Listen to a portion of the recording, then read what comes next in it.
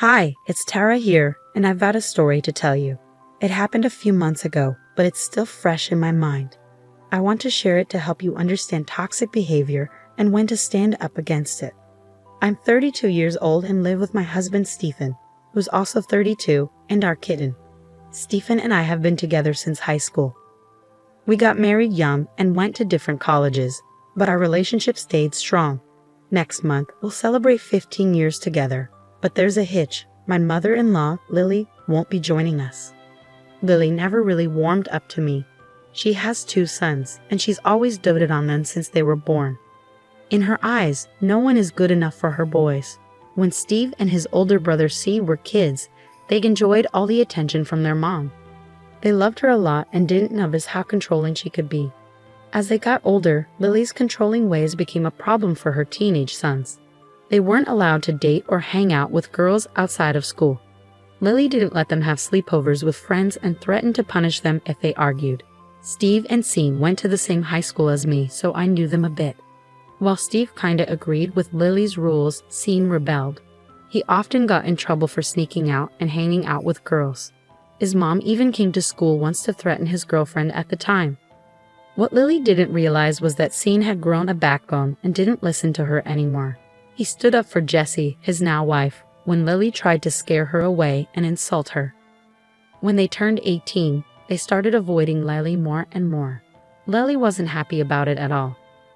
Stephen also thought Sean went too far. We were still new in our relationship, so I didn't say much to avoid arguments. But then Lily started targeting me. She did everything she could to break us up, even planning an expensive trip to Hawaii during prom week to keep us apart. Stephen did ask her to cancel the trip, but that was the only time he stood up to her. Whenever Lily criticized me and said hurtful things, Stephen didn't defend me.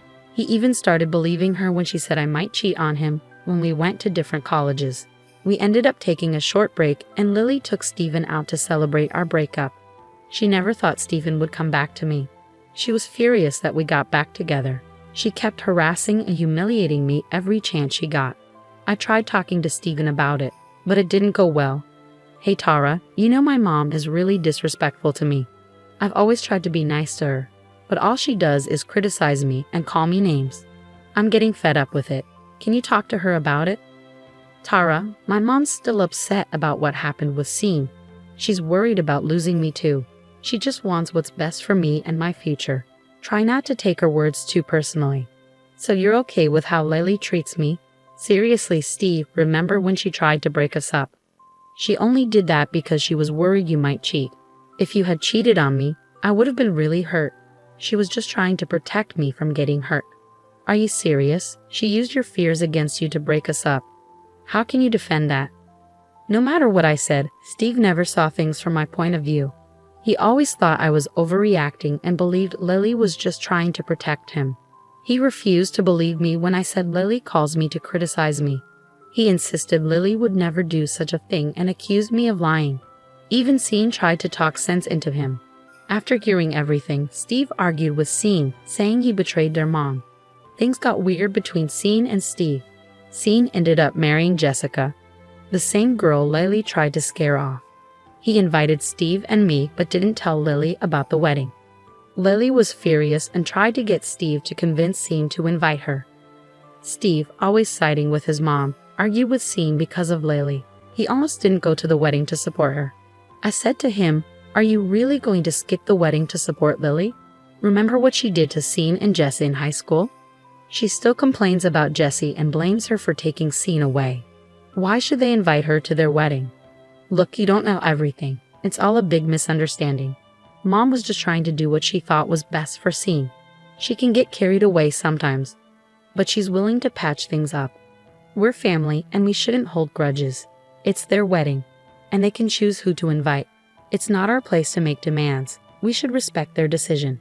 I know I can't change much, but that's why I'm not going to the wedding. I want them to realize they're making a mistake. I'll RSVP tomorrow. They'll still have time to reconsider."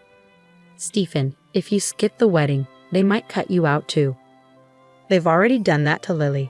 Are you sure you want to risk losing your brother over this? After a lot of arguing, he finally agreed to go to the wedding. I was relieved, hoping things might improve. He saw how happy Sean and Jesse are without Lily's interference. They even moved far away and had the wedding there to keep Lily away. When Stephen showed Lily the pictures, she lost it. She cried on his shoulder and made him stay with her for a month.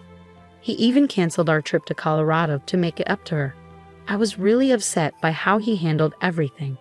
However, I knew our love ran deep, and breaking up wasn't an option anymore. I just hoped Stephen would see the truth about Lily's awful behavior. Fast forward to 2 years ago, Stephen finally proposed, and I said yes. Lily was upset but pretended to be happy for him. Later, I found out she refused to give him her engagement ring because she thought I was a gold digger and our marriage wouldn't last. I love the ring Stephen picked for me. We're both engineers, so we make good money. He could afford to buy the ring himself. Plus, I'd rather wear something he chose than have Lily's jewelry. Wedding planning was a mess.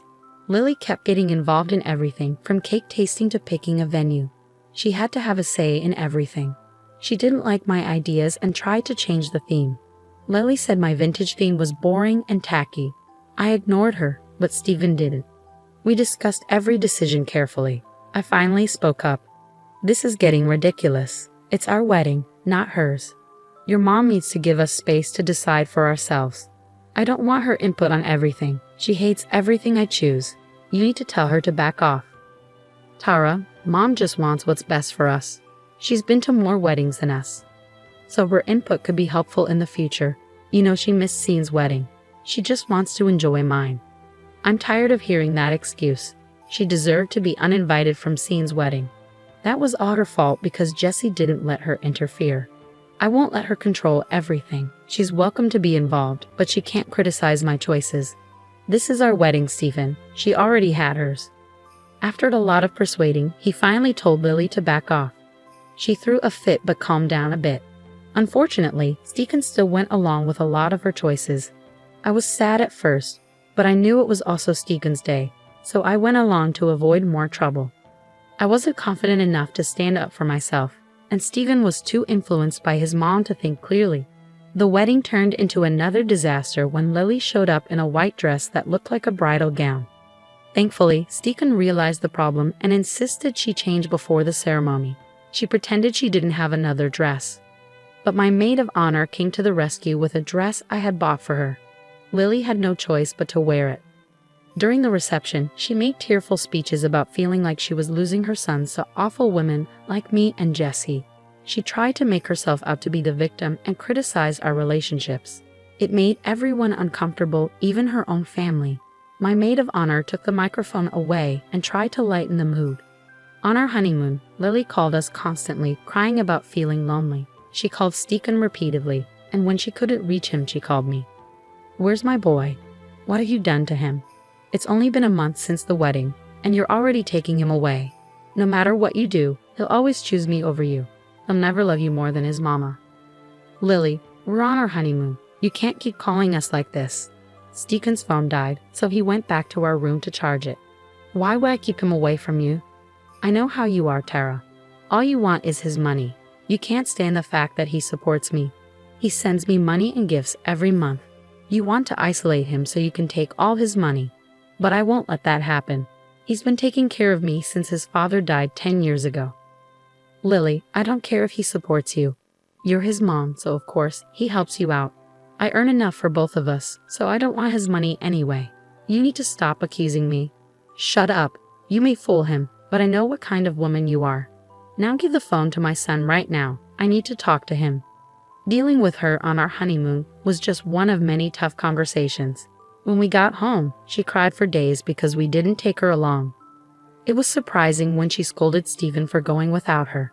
But as usual, he focused on comforting her and ignored my concerns. I was slowly learning to handle her tantrums and speak up for myself. Things were okay until I found out I was pregnant. We were thrilled, and Stephen wanted to tell Lily right away. I was nervous, but I figured she'd be happy about her first grandchild. I couldn't have been more wrong. As soon as she found out, she started crying and yelling. She accused me of trapping Stephen with a baby to take him away from her. She even claimed I cheated on him and was passing off the baby as his. My husband tried to calm her down, but she wouldn't listen. I was tired of her drama by then.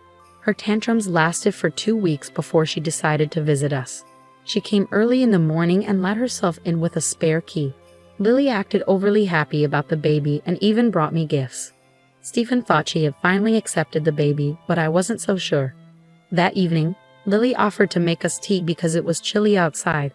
Stephen was grateful for her kindness and gave me a look like he was saying, "See, I told you she's okay now." I decided to investigate. I excused myself and went to the kitchen to check on Lily. I saw her making tea and adding something from a carton. Both my husband and I are allergic to lactose, so we only use a specific brand of oat milk. The carton Lily used wasn't ours. She used the oat milk for one cup and the other carton for the other. I thought maybe she was just using a different kind of vegan milk for variety. But I was still uneasy when she handed me the suspicious mug. I panicked and switched cups with my husband when they weren't looking. We drank our tea, but Lily just smirked at me the whole time. Luckily, nothing happened that night. But in the early hours of the morning, I heard my husband throwing up in the bathroom. He kept going back and forth, and it woke me up. Eventually, he came out and lay down on the couch, looking like he was in a lot of pain. Lily came out too and looked worried when she saw him suffering. She started crying. That's when I realized she had used cow milk in our tea. I was furious, but first, I had to get Stephen to the hospital. I called 911, and they sent an ambulance. Stephen was in a lot of pain and almost passed out. We got to the hospital, and the doctor said he needed to stay overnight. When the doctor came for a consultation, I made Lily confess to everything in front of Stephen. She was worried about her son, so it wasn't hard to get her to admit it. The doctor shook his head and said Stephen needed to stay in the hospital for a day. Stephen looked troubled, and suddenly he started to see through Lily's actions. He was baffled by what she had done. He asked her, "Mom, you know I'm allergic to milk. Why did you use it? We don't even keep cow milk in our fridge. Why did you bring it here? And Tara doesn't drink cow milk either, you know that." "Stephen, believe me, I didn't mean to hurt you. I don't know how this happened. I know you can't have milk. I'm your mother." "Then why did you put milk in my tea, Mom? What happened?" Lily just kept crying in the corner. That's when I decided to tell him the truth. "I know why Lily brought cow milk into our home. You see, it wasn't meant for you. It was meant for me." "What? Tara, you can't have cow milk either. Lily knows that. Why would she bring cow milk for you? I don't understand." "Lily wanted to hurt me and our baby. I don't know why, but she wanted me to suffer. She gave me the cup you drank from. I switched our cups because I didn't want to risk our child's health. Turns out, I was right. There's no way she would do that." "You're lying, Tara." "Mom, say something. You told me you were happy for us. Tell me you didn't do this." Lily started wailing and screaming. It got so loud that a nurse had to take her out. None of us wanted her there anymore. Stephen was shocked and traumatized by what she did. He apologized to me and promised to keep Lily away from our lives. I comforted him as best I could and took him home the next day. I changed the locks on our house while he was in the hospital. He called Lily and told her we were cutting off contact for good. More crying and wailing followed. "Mom, after what you've done, I don't want you around. I've always defended you, but I see now how much you've hurt my family. I won't allow it anymore. You've crossed the line." "Stephen, please. I didn't mean for this to happen. I felt lonely because you were spending all your time with her. I thought the baby would make things worse. I just wanted to hurt her a little and make her suffer. I'm sorry. Sorry doesn't change what you did. It's unforgivable. I can't even imagine what would have happened if Tara drank the tea you gave her. I'm disgusted with you, and I don't want to hear from you again. Leave us alone." With that, we started cutting off contact with her. She showed up at the house and tried to get in with her keys. When she saw we changed the lock, she started banging on the door. We called the cops and let them handle it. We blocked her on all our phones and social media. Sean and Jesse informed our extended family about the situation. Everyone was disgusted and appalled by her behavior. After discussing Lily's actions with me, Stephen, Sean, and Jesse, we decided to get a restraining order against her. We had evidence from our security cameras and her confession to the doctor. The order was granted quickly. So far, she stayed away but has tried to gather information from our extended family. No one has entertained her demands, and we've cut off financial support, so she had to get a job at Walmart. We're rebuilding our relationship with Sean and Jesse. Stephen and Sean had a heart-to-heart conversation and resolved their issues. Jesse and I were always close, so this brought us even closer. Thankfully, my husband has finally seen the truth and protected me from Lily. We're happy and eagerly awaiting the birth of our child.